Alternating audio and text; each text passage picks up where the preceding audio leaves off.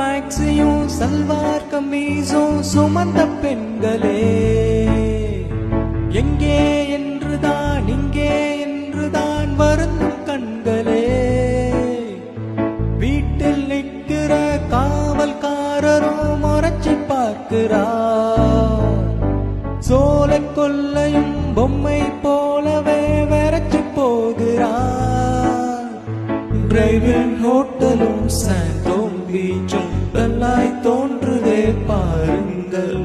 பன்னீர் பூக்களை பார்க்காதீங்க, கண்ணீர் வாகிறோம் நாங்கள், நெஞ்சம் தாங்குமா